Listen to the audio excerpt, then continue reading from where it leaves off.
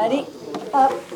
These preschoolers at Luis Munoz Marin Dual Language Academy love to trace letters on the Clevertouch, but there is just one issue. Well, they're only 3 to 5 year olds and they're short, so as you saw, I have to pick them up sometimes to reach the board to interact with it. The students are eager to learn, but they do need a little help.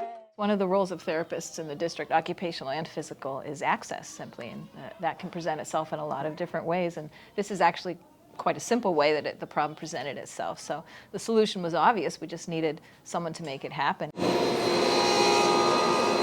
That is where Max Hayes High School students step into this story. We could help. Our students knew how to work with wood, we had all the tools, they had the expertise, so why not? One of the assignments in this construction class is to build step stools. There's this need.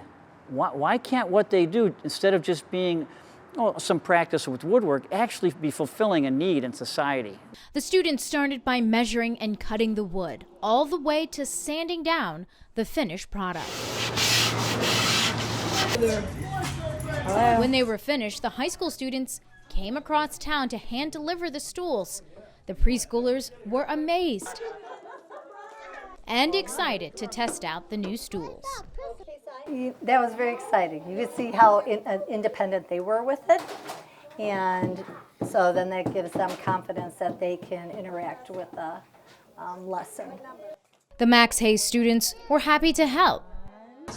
Feels good. I mean, it makes the kids feel good. They could finally reach the board. It's just good to see that all kids can now get up and access and learn with the teacher, the school, and the technology.